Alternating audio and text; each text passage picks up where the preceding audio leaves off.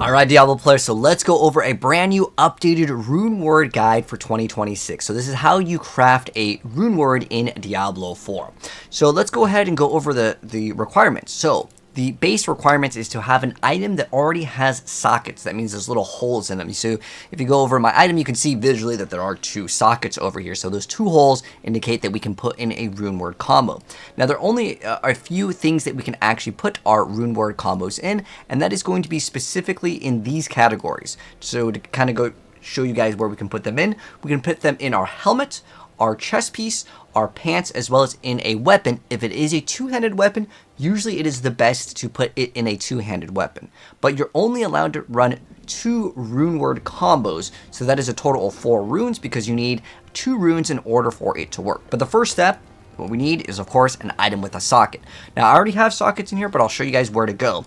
So if we go to any area that has a jeweler, so you can see this town over here has a jeweler that is indicated by the bottom right little icon that has a gem, but these are all across the game. You can go to Kilvashad over here, or you can go to the Tree of Whispers. Anywhere where there is a jeweler, and this is what the NPC looks like, you just click on the NPC, and if you want to add sockets to an item, it will require you to have certain currency, but don't worry about these. Don't think that you need the best item to go ahead and socket. You're going to get more. If I throw this item in here, you can see it will cost scattered prisms, or if it's a lower item that's under 800 item power, it will cost a different set of materials. But for the most part, don't worry too much about this. You'll get enough of the scattered prisms. So scattered prisms can drop from any forms of content for the most part, that you're going to just play the game. It's not like you have to farm these, but the world bosses almost always drop it, but you can also get these at the Mercenary Den, Dark Citadel, but I'll be honest, don't do the Dark Citadel for these. Infernal Hordes or the Undercity is going to be probably much better, or world bosses for the scattered prisms, which do have that requirement to add the socket. So keep in mind, certain things like the rings in the game, they only have 1 socket, therefore you cannot rune word inside of a ring, but you can do it in any of these departments, once again, which is the helm, chest piece, pants, and a 2-handed weapon. And if you do happen to have a 2-handed weapon, yeah, it's usually in your best interest, but that's how you add sockets. So that's step number 1. The next thing is, of course, you need runes. So of course, the next question is, well, where do I get my runes? So there are several ways to actually acquire runes in the game. The best method, though, by a long shot, I'm going to give you guys this one the first, just do any of the layer bosses. This does require you to be in towards the end game, but while you're just playing the game, they can just drop just in general. You can get them out of basically just playing the game. There's not like a special thing that you need to really focus in on. That's going to give you a huge advantage in the earlier stages of the game, but in the later stages of the game, once you're able to do the layer bosses, this is 100% the best method to get the runes, as well as trading with other players. Those are the best methods to get the runes. There's also the Undercity if you want to use these, but again, you don't really get these until the end of the game anyway, so don't worry too much about rune words. If you're like, yo, I'm just starting out in the game, do I need rune words now? If you have them, sure. There's a lot of great rune words like the Barbarian Earthquake that can just give you, that ability for free. But if you have the Tribute of Harmony, this is also one that's going to guarantee you some runes here. So this is going to be over here. If you want to go, where is it? Here we go. It's Kuros. It doesn't actually show up, but we just go to Kuros. There is a location where we put this thing in, and these are called the tributes. So we want specifically the Tribute of Harmony. This one will give you runes. Now, it doesn't guarantee you a very specific one, but you can also craft runes. So let's go ahead and show off that example. So this is mainly done with duplicates, because this is also how you can acquire the runes, as there's so many different ways to get them. But the legendary ones are the ones that are the most difficult. The rest of them, you're going to probably have duplicates. But you can convert our blue runes potentially into a legendary rune. So how it works is there are 3 rarities of runes. We have our blue, which are the magic. We have the yellow ones, which are the rare, and then we have our legendary ones. So basically, this is the order that they go in. So it's blue, yellow, and then orange here. So we can convert 3 duplicate runes into 1 random rune with a 15% chance of upgrading into a higher tier rune, which is going to be a yellow one. And then we can get 3 yellows and have a 15% chance that it will convert into a orange rune. So once again, we are going to be using the jeweler if you want to acquire the runes. What we're going to do is go where it says rune crafting. So how it works is you can see over here, we're going to actually convert, let's say, one of the blue. So if I have 3 copies of this, and the reason why it shows that it's in parentheses 5 is because we can do this 5 times. So I'm going to click on this, and if I go ahead and show the materials. It just requires 4,000 gold, which is nothing, and 3 runes. That's the requirements.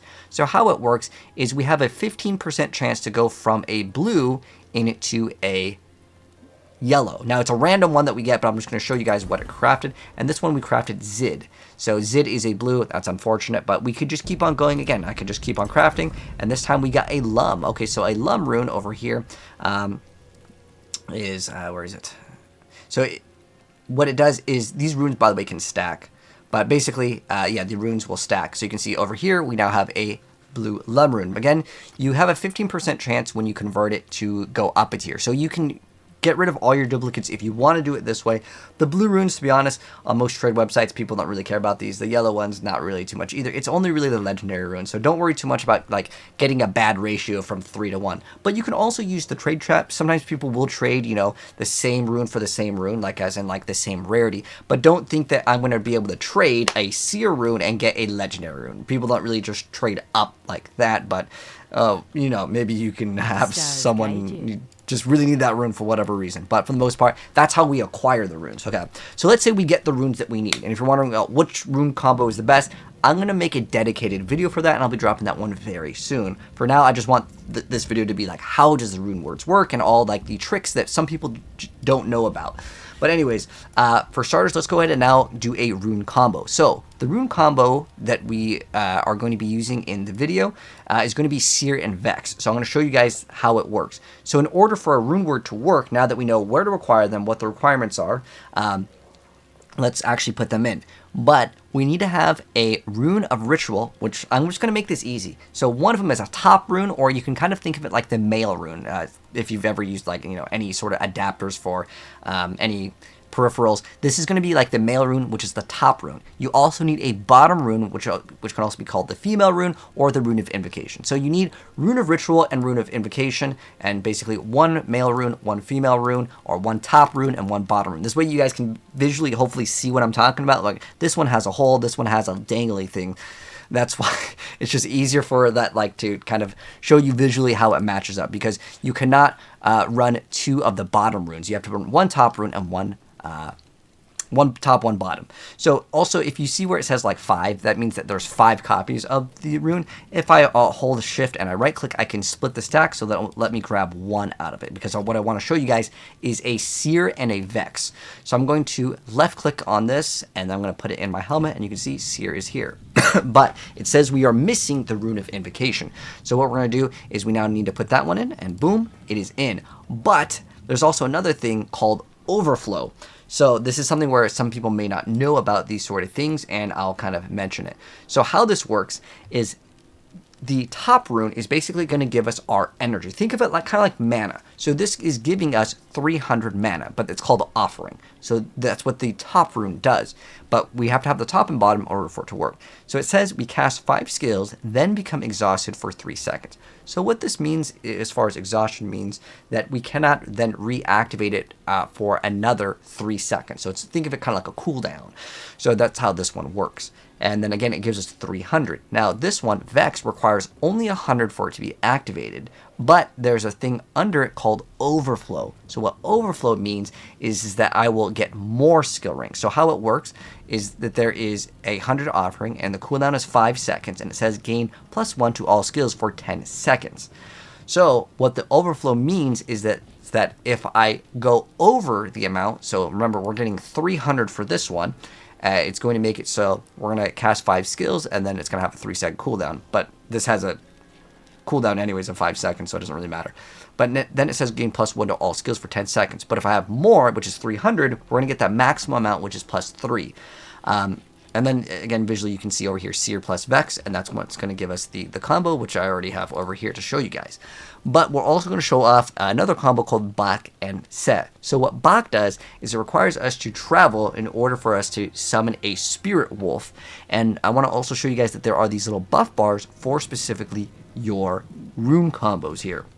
So I want to show you guys this outside. Some runes, by the way, will only be able to be activated when you're considered in combat, which is kind of a vague term in the game because you can still be considered in combat even if you're not hitting certain things. But What I want to show you guys is the activation. So if I activate this, you will see a buff go up eventually. So remember, I have to cast 5 skills. Now we have +1 to all. And you can see that little 3 indicates we have all of the stacks.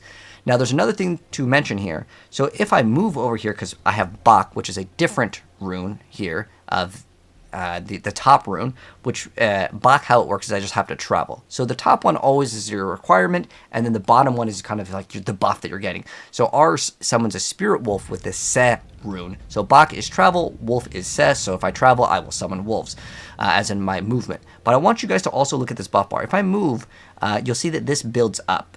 Now, this indicates right here that I'm halfway there. Depending on the skill that you run, like this one, because Bach will give me basically half of it, I just need to walk a little bit more, and then boom, there will be a wolf that comes out. But the other thing that's very important to mention here is that there is that little pink triangle. That pink triangle indicates that your ability is being activated or will activate on the next cast. This is very, very, very important when you're running certain things. Let me actually bust out the rune.